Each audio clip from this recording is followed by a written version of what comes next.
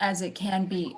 Oop, got it. All Sorry, right. I meant to do that. As it pertains to housing outreach. This isn't a super in-depth training about harm reduction. Think of this as more of an intro to harm reduction basics. We're really just scratching the surface of harm reduction practices to get a basic understanding of harm reduction and how to implement the best practices into your work. I think harm reduction is such a, I could probably have a 3-hour seminar on what harm reduction is and what it looks like and what it isn't. But this is really just an intro to that on how to begin to implement it into homelessness outreach. And what I really hope that everyone takes away from this training is not to feel like you have another thing added to your very full plate, but rather take away how important collaboration is to alleviate your workload and best serve the community, because I know that everyone here already is, very could be burnt out, already has a lot going on. So this isn't to add more to you or another thing that you have to think about every day in the sense of adding more to your workload, but really how we can best help each other and work off each other's strengths from each aspect of work or from each aspect of practice. So with that, I'm just going to get into it and we'll have questions. We'll be open for questions towards the end of the presentation. If you want to throw any questions you have in the chat, so you don't forget it, that's fine. And we'll address it towards the end. So I'm going to go ahead. So Alex, do you want to go around and have everyone introduce themselves? I think just to save time, I think that's why I had folks introduce themselves in the chat. Yeah. I think we Perfect. can keep it rolling. Okay. I just want to be mindful of everyone's time. I know we have a lot of content to cover. Yeah, absolutely. So everyone introduce themselves in the chats, and I think most people here know each other. So we're just going to get right into it. So the principles of harm reduction, and this is from the National Harm Reduction Coalition, and this is their definition. Harm reduction is a set of practical strategies and ideas aimed at reducing negative consequences associated with drug use. Harm reduction is also a movement for social justice built on a belief and respect for the rights of people who use drugs or alcohol. Harm reduction incorporates a spectrum of strategies that include safer use, managed use, abstinence, meeting people who use drugs exactly where they're at, and addressing conditions of use along with the use itself. Because harm reduction demands that interventions and policies designed to serve people who use drugs reflect specific individual and community needs, there is no universal definition or formula for implementing harm reduction. So there is no one perfect definition. Everyone defines it a little bit differently, but it all acts on the same principles. And we'll get into what harm reduction is or what it isn't in the next slide, but it's a holistic approach and a humanistic approach that addresses health, social, and structural disparities as they affect people who use drugs. So continued principles of harm reduction. What it is, it's person-centered. I know a lot of us know what that means here. Helping to increase the quality of one's life, reducing adverse impacts associated with substance or alcohol use. It is never judgmental. You never want to come from a place of judgment or knowing better. Empowering individuals by educating and not shaming. Allowing bodily autonomy. I personally work with adults and I believe that they're able to make their own decisions, and it's not for me to dictate how someone lives their life. Advocacy is a huge part of harm reduction at a structural level and on the individual level, and it is anti-racist. One of the most important things to remember about harm reduction is that it is person-centered. So I want that to stick out in everyone's mind, and that it's completely person-centered or community-centered, depending on how you're implementing your services. Our services really only work when we are meeting people and the unique needs of an individual or a community in their current situation. If it's really easy to think that we know what's best in a situation. If, I hear a lot like, well, if this person only did X, Y, and Z, or if they only listened to me and did this, or showed up to this appointment, or filled out this paperwork, or just went to treatment, their life would have a better outcome, or X, Y, Z would happen. But we should really honor that each person is an expert in their own life and of their own experience, and not impose our belief systems or what we think should happen to better that person's life. Like I said, a lot of the folks that we work with are adults, and I don't feel comfortable making those decisions for people. I think it's important to facilitate positive change in someone's life and help them navigate current barriers or stresses in their life and reduce negative impacts that they have that might be associated with homelessness or substance use. But you never want to come from a place of, like I said, a judgmental tone or dictating what someone does. And it's also really important to remember that using substances or alcohol doesn't equal a moral failing, doesn't mean that person is a bad person. It doesn't mean that they choose to use substances or alcohol over, let's say, obtaining housing or being with their family or employment. That's not really how substance use works. And it certainly shouldn't be associated or correlated with criminality. Using substances or using alcohol doesn't make you a criminal. Unfortunately, drug policy has really warped the way we look at substance use disorder. And last but not least, and probably most importantly, that racial equity should be at the forefront of harm reduction implementation, because historically and in present day, drug policy and criminalization of drug use has been deeply racialized. And if you're unaware, you know, the entire war on drugs, we don't have time to get into that today in depth, but I encourage everyone to look into that themselves. Drug policy and criminalization has been deeply racialized throughout history, and again, currently. And people of color are disproportionately affected by this and are much more likely to face punitive measures associated with drug use. They're much more likely to be harassed by law enforcement, stopped by law enforcement, frisked by law enforcement. And so that's really important to keep at the front of your mind when you're implementing harm reduction services, even if you're giving out things like clean needles, Narcan, that could be a reason why police will stop and frisk somebody, and people of color are much more likely to face that discrimination. So here are some concrete examples of harm reduction practices, very straightforward. So sterile syringe exchange. This helps reduce transmission of disease, injury from needle use, so if you're using old needles. It reduces the need to share needles, which can be incredibly risky when it comes to transmitting diseases. Moderated, controlled use strategies, using less, using slow, switching to inhalation versus injection. To some, this might sound like a very radical or crazy concept of, well, you know, a lot of people have abstinence-based recovery in their mind, that is the only successful way. But to me, if I hear someone switched from injecting meth to smoking meth, I'm gonna be like, that's great, because there's a lot less risk associated with inhalation versus injection. Is there still risk associated with inhaling substances? Of course there is, but the point is that it's safer than injecting or IV use. And kind of back to my previous point on the previous slide of really making sure we're not dictating how someone lives their life or imposing our beliefs. I'm a person in long-term recovery myself, and I chose a pathway of abstinence. That's just what works for me. And I've known it to be successful in my life, but I'm not going to impose that on somebody else or think that that's what's going to work for them. And understanding that abstinence isn't always a goal for people. It might not be ideal for them right now, and it might never happen for them, and that's okay. We can celebrate victories like using less or using slower or switching methods of intake of substances. Safer sex is probably one of the most common examples of harm reduction.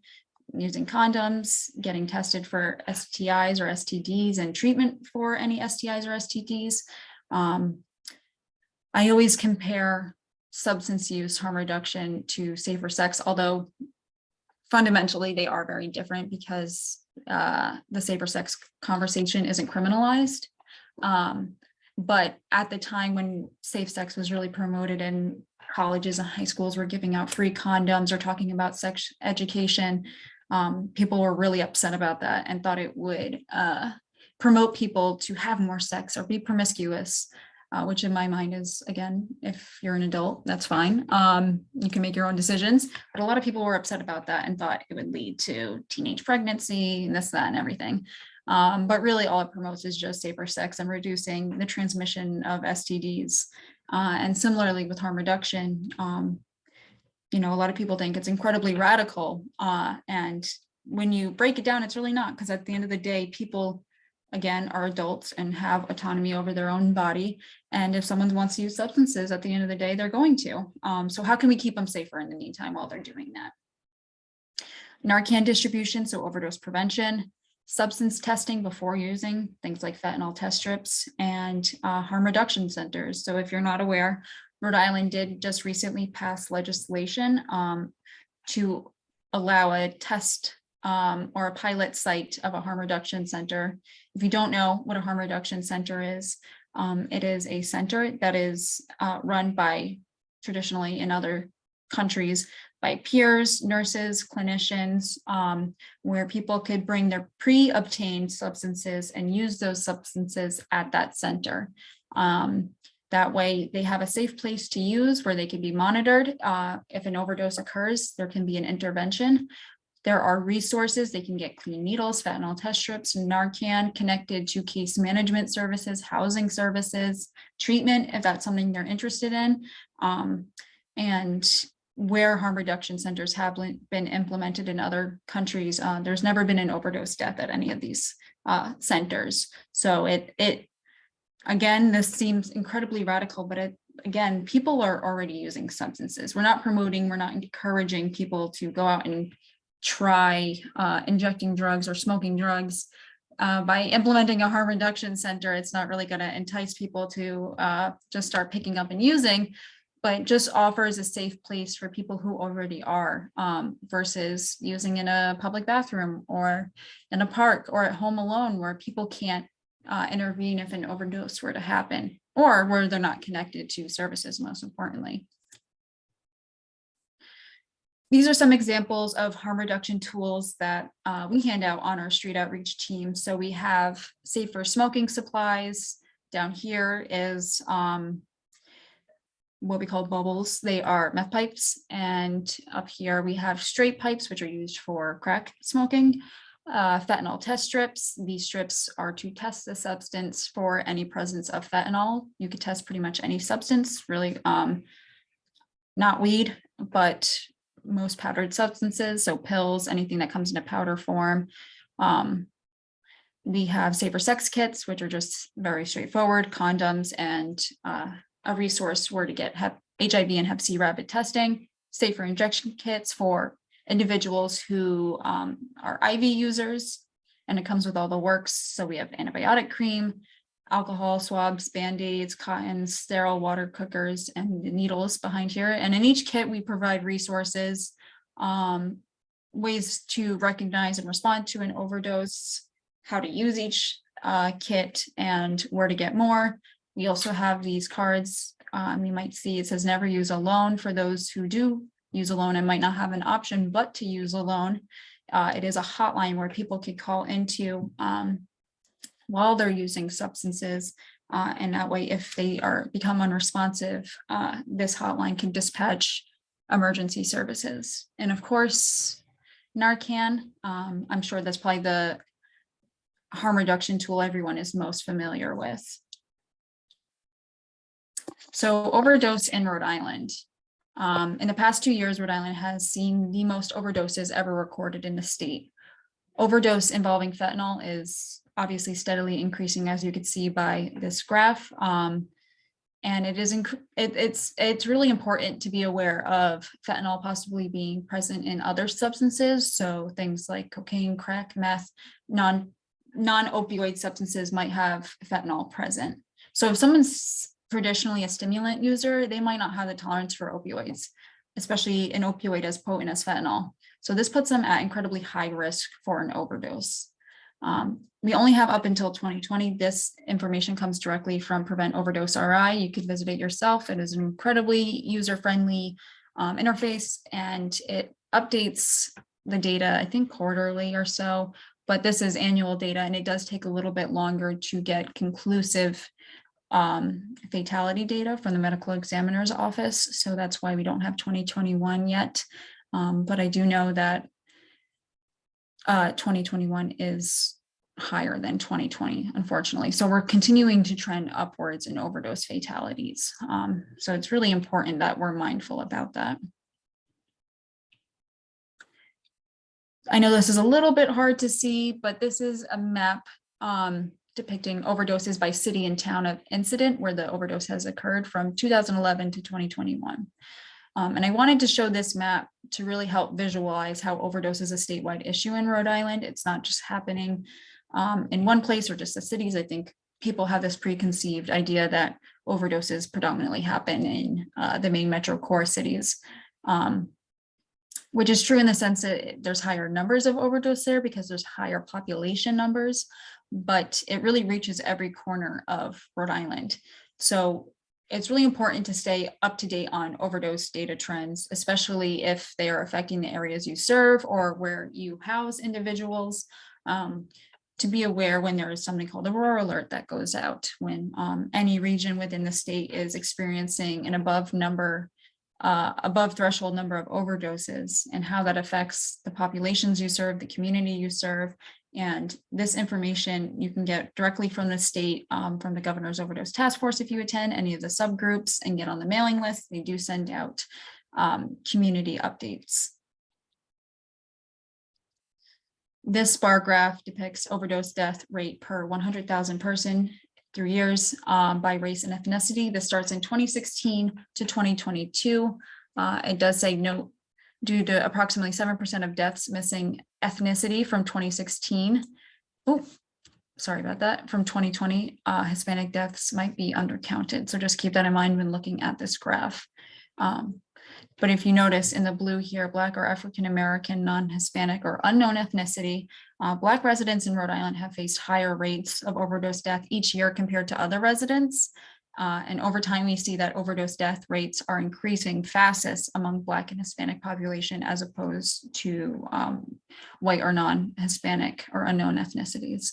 I think that's really important to be mindful of when you're serving individuals and when you're providing harm reduction and overdose prevention tools and education and supports. So overdose prevention, as shown in the data prior to this slide and what we've been seeing in the communities that we serve, overdoses are at an all-time high, unfortunately.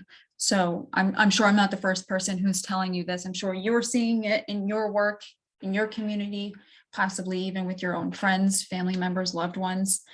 So it's crucial that we are aware of the signs of an overdose and how to prevent and rescue someone from an overdose. I think that everybody should be trained on Narcan and that everybody should carry Narcan, whether you use substances or not. I think it's an important tool and it saves lives and everyone should have access to it. So some important factors to consider: making Narcan accessible in congregate living settings. So when we had the hotel projects over the winter, I think that was an incredibly important place to have Narcan, and shelters, encampments and housing programs, making sure that there is Narcan that is accessible to people that are living there, not just staff members, but people who are living in any congregate living or in any living situation. And I want to emphasize that the individuals themselves have access to Narcan because they might not be interacting with the staff regularly enough, or if there's two people in a hotel room together or in a housing situation, staff might not be there to respond in an overdose. They might not know what's happening behind the closed door. So you want to make sure the individual is connected to that resource. Something to be mindful of is when housing individuals who use substances and will be living alone, they should be connected to appropriate resources, because someone who's living alone and is at risk for an overdose, if they're using substances that could lead to an overdose, that could be fatal for them by living alone and using, because they don't have someone to rescue them in an overdose situation. So we should be connecting them to resources that could help avoid that situation, because it is a preventable situation, but they need to have the right resources in place to do so. So connecting with other harm reduction workers, making sure they have Narcan at their disposal, making sure you're educating them on the risks of using alone, providing them that never use alone hotline number, making sure we're doing the most to make sure that they're safe.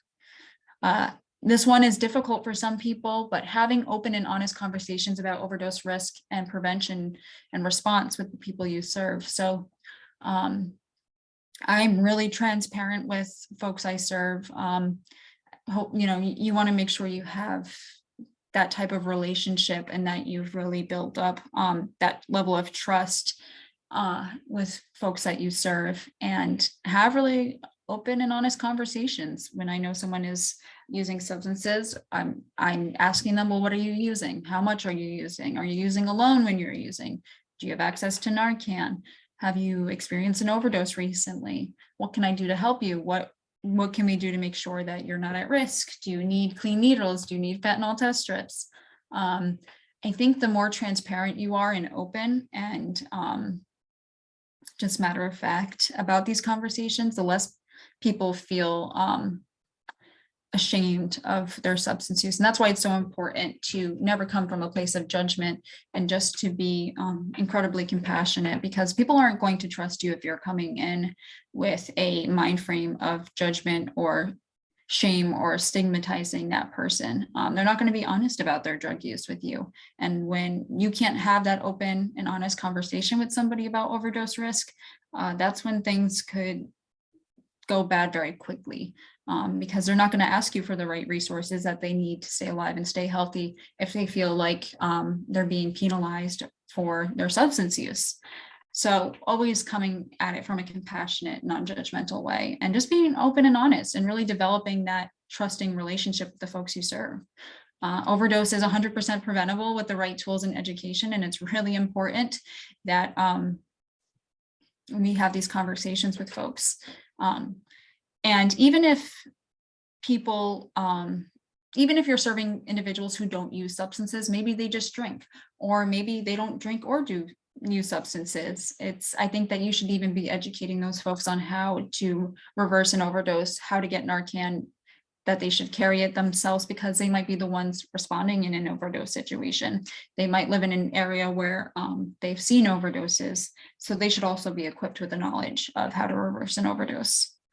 And again, I just want to re-emphasize individuals who aren't typical opioid users, but are stimulant users, so crack cocaine or meth.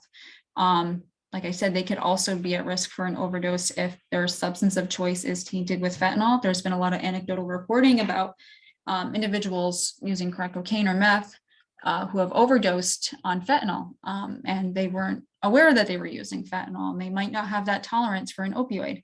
So making sure that this is just a conversation you have with everybody. I will literally ask any person, anywhere, anytime, if they're carrying Narcan, and if they know how to reverse an overdose. So I'm going to pass off to Alex for now. Thank you, Sarah. So stigma, I know stigma is a big one. I know, as Sarah was saying, it's hard to have these conversations with people. There's this societal stigma around drug use that has existed for quite some time. So stigma, excuse me, is an attitude, discrimination, or prejudice directed towards an individual or group, and can prevent a person from seeking out proper care, support, and treatment. Additionally, stigma can suppress essential evidence-based policy measures.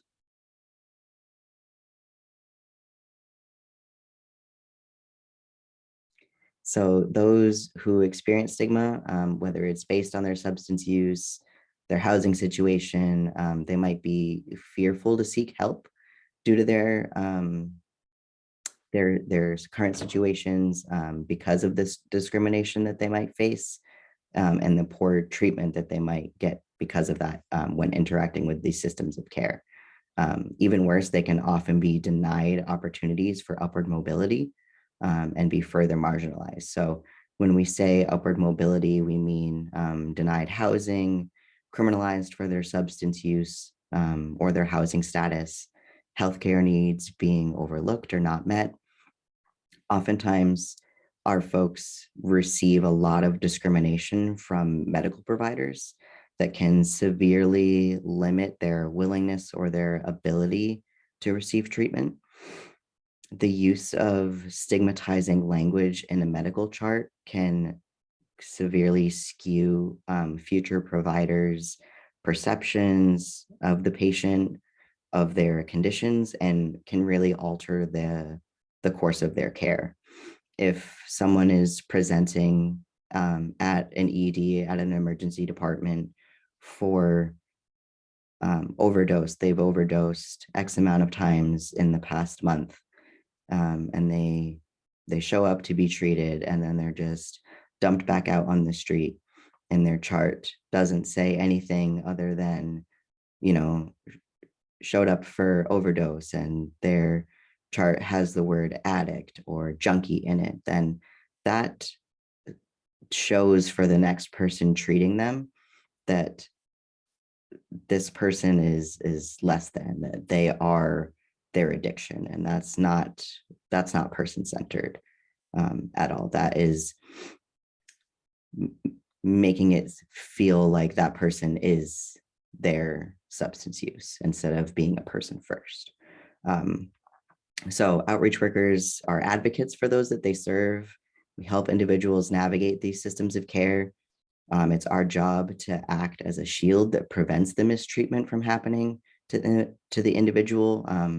So we often try to do warm handoffs if we can, by bringing our folks to medical appointments, speaking with medical providers if we can, giving some context and history. Obviously, people don't use substances for no reason. There is a lot of history and context, and if there is nothing in their medical chart about their history, their trauma, their other underlying medical conditions for why they might be using substances, then that is going to be overlooked, and those other conditions aren't going to be taken into account. So as a service provider, we should never impose stigmatizing beliefs onto populations that we serve. So we really should be mindful of stigmatizing language ourselves. Again, the use of person-centered language, person who uses substances instead of addict, et cetera. We're a safe space for our clients. We can really be that bridge between these systems of care that have been historically built to not help them and further marginalize them, and really try to help bring them up. I just wanted to add a quick anecdotal piece into this. As being a substance use based outreach worker, and as a person in recovery, which is unknown to service providers a lot of the time when let's say if I'm bringing someone to treatment or I'm bringing them to a hospital, they don't necessarily know I'm in recovery myself. So they think that they could confide in me their stigmatizing beliefs about this patient that I'm bringing in, which is the biggest mistake on their part, because I'm going to say something for sure. But there's been instances where I brought someone into, let's say, a hospital, particularly hospitals, because they were having stomach pain, particularly liver pain, because of their drinking, and they had cirrhosis of the liver. And we wanted to go to treatment, but first, this person's stomach pain was incredibly limiting to them, and really they couldn't do anything before getting this addressed. So we went to the hospital, as anyone would with a medical emergency, right? With anyone who's having such extreme pain that they can't manage day-to-day activities. So I bring this individual to the hospital, we go through triage, and the triage nurse says, "Oh yeah, we know her," and the amount of times I've gotten that exact comment of, "Oh, we know them," which is such a loaded statement to say to somebody, that you already know them with that, with such a tone. And I, again, as Alex said, acting as a shield, I will literally physically act as a shield between the provider and the individual we're bringing to get help, and give a little backstory, And this nurse in particular said, if she only stopped drinking, she really wouldn't have this problem. And that really struck me. I'm like, well, of course, but like, if it were that easy, we wouldn't be here right now, right? If it were only that simple, and it just really struck me because this person has no idea. They work in the medical field and they have no idea how substance use disorder works. And that's so mind blowing to me that you really think it's just easy enough as don't drink. It's like, well, sure, Jan, if that's how it worked, I think everyone would do that. You just single-handedly solve the addiction crisis. It doesn't work like that.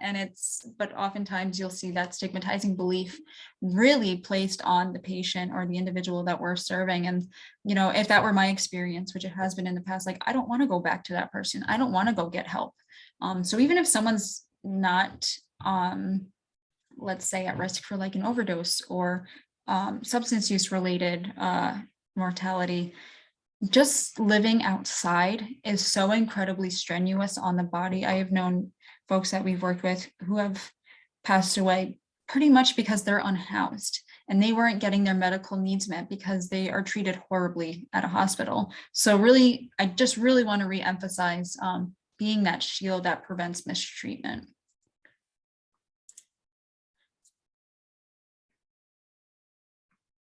So again, using person-centered language, really ensuring that our clients, our neighbors, our friends are seen as human beings first and foremost is really strengths-based. It gives them their autonomy back. Yeah, that's all I have to say about this slide. I don't know if you have something to add, Sarah. Nothing really to add, but really just absorb some of these words, like, for example, addict. I will call myself an addict when I'm like, my name's Sarah Edwards, I'm a recovering alcoholic or addict. I can say that in my own mutual aid meetings, but I would prefer if someone did not call me that. So in public with clients, medical settings, journalists, nothing is more infuriating when you'll see a news article about the work that we do and they label one of us this addict. It just has such a negative connotation with it. So just be mindful of certain words like that in your everyday language. Substance abuser, we should really never be saying that. Just substance user. Abuser is obviously such a negative term to associate with anybody. No one wants to be called an abuser. So just be mindful of the words you use because it really does make a difference and it can be really staining on someone's life.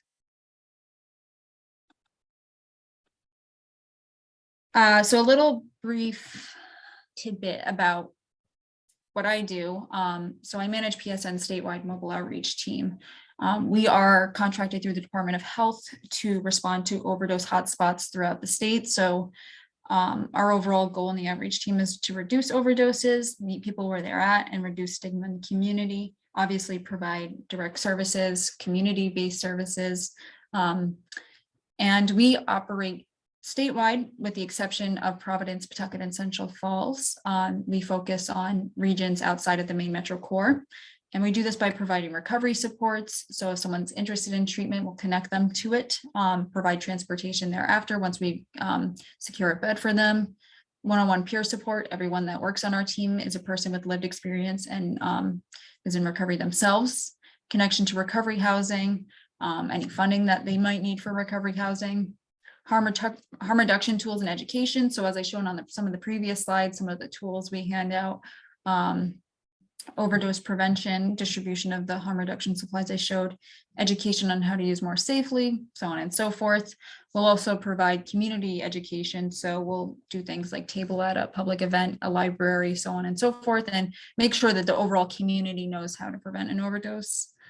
Basic needs assistance, so clothing, food access, basic hygiene, and referral to housing supports. Our services are mobile, and this is essential to increase access to such crucial supports because some people, especially outside of that main metro core, don't have the transportation, don't have the access to services. So we make sure we bring it to them, make sure that they get it.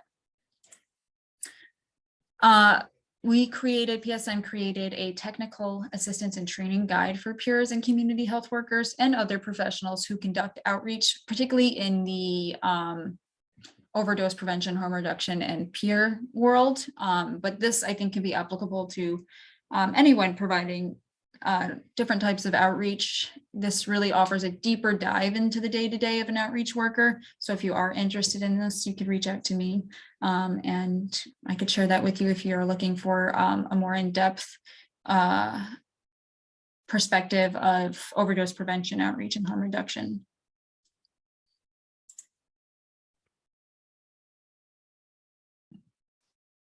Okay, so as I had said at the top of our broadcast here, there is some substantial overlap in the population served by both housing, street outreach, and harm reduction efforts. According to SAMHSA, data collected from the last 5 years shows that 50% of individuals in the United States experiencing homelessness also have a co-occurring substance use disorder. I personally feel like that is lowballing it. There is a lot of overlap in folks that either use substances and that might be the reason for their homelessness, or they are homeless and they use substances to cope with having to live on the street, outside, in an encampment. It's such a traumatizing experience to have to live outside. So it's, there's no judgment on people that need to self-medicate and do what they need to do to survive. So really what I want to hammer home here is that working in silos does such a large disservice to our community. For a long time here in Rhode Island, there's been harm reduction outreach and street outreach for those that are experiencing homelessness. And we were all, doing our own things and serving the same clients and trying to duplicate the work. So really what would, is better for everyone, clients and workers included, is combining our efforts to yield better outcomes for the people that we serve. Of course, we want to take some stress and burnout off of ourselves, but really it's a disservice to the clients that we serve by duplicating these services and pulling them in different directions. So what we can do best is fluid communication between agencies is incredibly important, especially when we are serving a mutual individual. Usually when you are interacting with someone on street outreach, whether you're housing focused or harm reduction focused, they're very open about who they are seeing, what other case managers they have, what other social services they're connected to. They are going to be open about who they have, what they got going on. And as long as, you can get some releases signed and get that fluid communication going between your agencies, it'll be a lot better for everyone involved. I think something really important here is to know what your agency's strengths are. If you are a housing and street outreach focused program or agency, I think it's important to know, that that's what you're focused on. How to get people into housing, and knowing what you don't know is important, and knowing who the key players are and where to go, where to find the other experts is super important. And I think that that's how we can best address the housing insecurity here in Rhode Island. So Sarah, if you want to move forward. So collaboration is key. Just Kathy back in, thank you. So one of the things that we're trying to do here, cross-training between housing outreach and harm reduction outreach. That's why y'all are here right now. Something else that we can do is attending meetings on each targeted population to stay up to date on current events and resources. There is a monthly statewide outreach committee meeting that is mostly focused on street outreach, but harm reduction outreach workers come every month because there is so many people that we see, so many encampments that we both go to. And it's important to share those resources, see that where we're going, see that we're going to the same places, and really being up to date on what's going on. So if there are encampments popping up that a harm reduction team knows about that the housing team hasn't heard about yet, maybe we can set up a time and go out there together, and really get them connected. So that really ties into tackling barriers together as a strengths-based approach. So really what I mean by that is housing outreach worker who knows that their strength is housing. They know how to get someone in contact with coordinated entry, get all their assessments done, their documents collected, get them on housing lists, get them into shelter. But their client presents and says, I want to go to treatment. I am struggling with my substance use. I'm ready to go to treatment. But you don't know anything about treatment. You can call Sarah. You know Sarah. You've seen Sarah in the statewide outreach meeting. You email her and say, hey, I have this client who wants to go to treatment. Can you help me? So really having that rapport, knowing who the key players are. And then it's reciprocal, right? So Sarah has these clients that are, on the flip side, are experiencing homelessness, that she sees, that she might not know all the housing resources. She knows the coordinated entry phone number, but she doesn't have access to the same resources to get folks into our homeless management information system, to get them onto housing and shelter lists. So she can call housing street outreach worker and get that connection going and make sure that everyone is linked up where they need to be. So in addition to that, making sure that you reach out to the harm reduction worker and getting those harm reduction supplies for the street outreach teams. So when you're onboarding new street outreach workers, interns, whoever is going to be going out on the street for your teams, it's really, really important to get everyone trained, Narcan trained, harm reduction trained, so that they're going out there and they know how to take care of their folks. And really just being advocates for one another's work, really being champions for the work that we do, and having each other's back in meetings.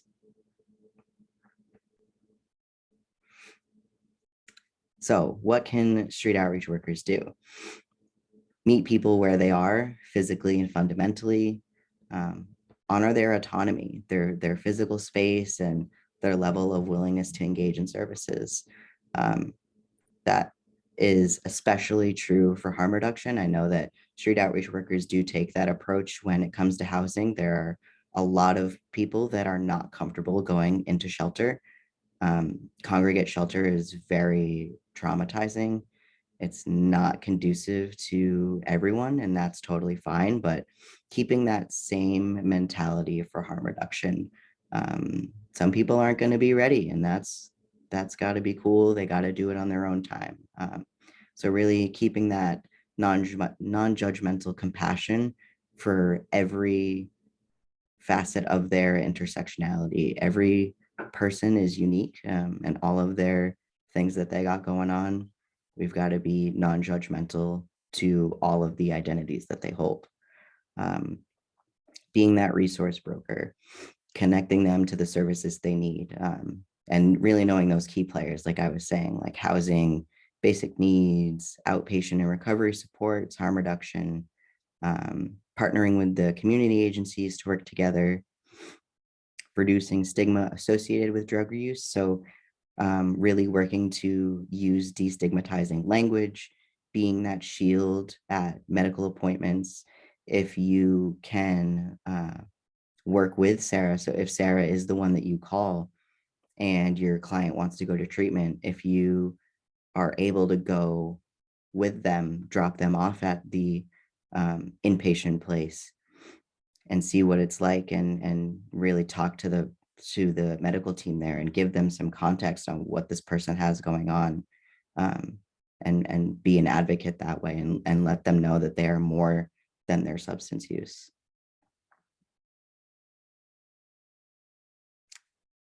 Again, take a training, carry Narcan, know how to use it. pay attention to and actively correct the stigmatizing language in every circle that you're in. I try to preach this everywhere, on the clock, off the clock. I am that annoying advocate all day long, 24/7. My family's sick of it, but that's where you really make change, is not only in your professional circles, but in your personal circles. You gotta really change people's minds. Even changing language can really, really change people's minds. Again, be knowledgeable about the services, how to access them, collab with all the teams. And really the last really, really important piece here is advocate for housing first. Housing first is a model that we try to use here in Rhode Island, and it means exactly what it sounds like. Housing first, housing individuals, and then tackling all of their other intersecting identities after. Housing someone without the expectation that they're going to get into treatment, that there is no expectation that you need to be sober to access housing, or that everyone is deserving of housing regardless of their sobriety status. It's a chicken and egg thing, where it's really hard to address your sobriety if you are living in a tent under the 610 connector and you don't have a place, and that's where you're sleeping at night, and you're using drugs because you're sleeping under the 610. But if you have a place to sleep at night, you have a roof, a door that locks, you have a bed, then it would be a lot easier to address your sobriety. So really advocate for housing first. It's all tied together. Housing first, harm reduction, that community integration. It's all one big piece of the larger puzzle. So I think that's all I have. And I think we can open it up for questions. I'm going to stop sharing just so we could all see each other. Perfect. Because I like to see everyone when we have questions. Just going to go to the chat. Let's see if there's anything in there.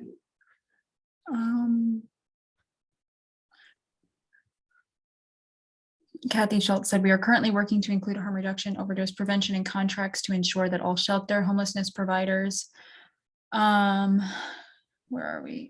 Provider staff are trained in the use of Narcan, and all staff and clients have access to Narcan and other harm reduction tools. Thank you, Kathy. Housing first is a practice that embraces harm reduction philosophy, person-centered housing. Thank you again, Kathy. That's very true. Like Alex was saying, it's completely integrated the concept of housing first and harm reduction. Housing first is harm reduction. And I think what housing first and harm reduction have in common, number one is pretty much everything, but that it's not conditional. When I explain harm reduction, it's non-conditional. It's not that you're going to get this service if you do this and this and this, or you don't get to live a higher quality life if you don't do this, this, and this. It's not based on any condition. You get to live a higher quality life because you're a human and you deserve that, or you get to be housed because that's a basic human right that everyone should have. And it's not, it doesn't lean on anything else other than you're a human being and you deserve dignity, respect, love and compassion, just like anybody else. And your drug use status or your homelessness status doesn't affect that, doesn't affect your humanity. And I think that is, if you take anything away from this training today, is remember that this is all non-conditional and we're serving people because that's the right thing to do. And treating people with dignity and respect is to me, it's a non-negotiable. It's not this or that. If you're in this work, that's what you should be, or that's what you are doing. So I want to open up. Does anyone have any questions that they want to ask? None at all? Was it just that great that we covered every possible aspect of the integration of two worlds? So comprehensive. And Pablo, the thumbs up and the stun of shades on. Well, for some concrete, more concrete examples, I did want to tap into what Alex was saying. I rely on Alex all the time when it comes to housing questions. If we're tackling if we're tackling housing stuff and harm reduction stuff, we might go out together at the same time and help folks. I'm not a housing expert at all. To be honest, housing scares me. I'm a harm reduction worker through and through. I don't have access to HMIS, the system, to document unhoused individuals. I don't know every piece of paper that goes in a housing packet. That's not my strong suit. That's not where my expertise lies. But I know that I could reach out to Alex. I could reach out to Sarah Malucci from House of Hope. As long as there's consent provided for that individual that we're mutually serving, or maybe they're not serving, and I need to get that person connected to housing resources. And I know I can't do that. And I'm not going to tell someone that I could do these things when I can't. I don't ever make a promise that I cannot fulfill. I don't ever say things that I can do something when I really can't on the back end. So whenever I tell someone what I'm able to do, I'm honest. I'm like, I'm not a housing expert. I can't get you housed, but I can connect you to the housing resources that will get you housed or work on that process of getting you housed. So it's so important to collaborate with one another. It just yields better outcomes for the folks we serve. And like I said, I'm not an expert in that, so I can't pretend to be. But, I know that if I'm communicating with someone who is a housing case manager, I could say, okay, well, I can get like the ID paperwork or the birth certificate paperwork that they need for their housing packet, like little things here and there that I can help with, or vice versa. So I think it's just so important to rely on each other's strengths, like Alex was saying. Yeah. Any last closing comments? It's 11:01 and I don't want to take up people's time, but I also don't want to cut it short if you have anything you wanted to mention.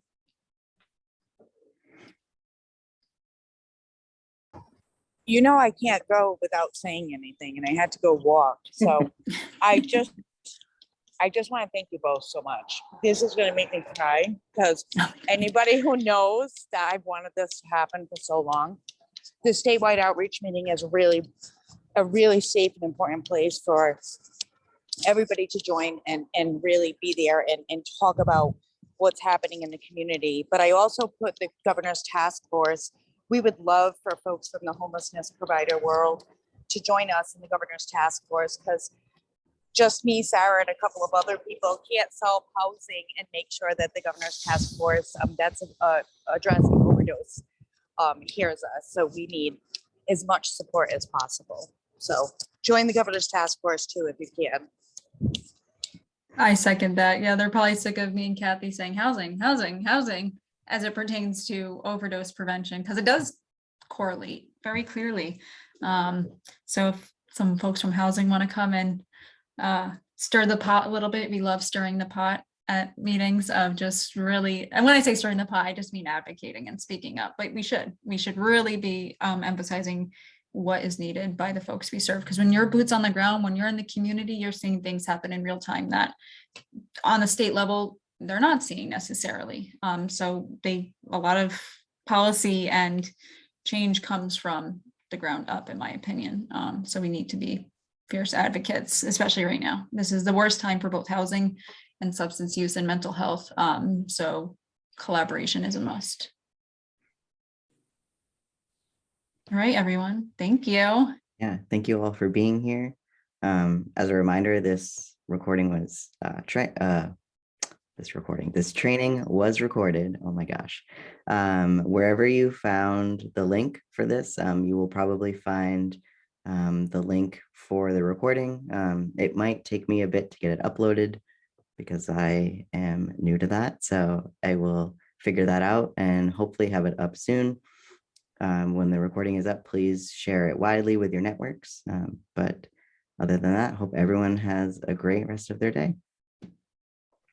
Bye, everyone. Enjoy the rest of your week. Thanks.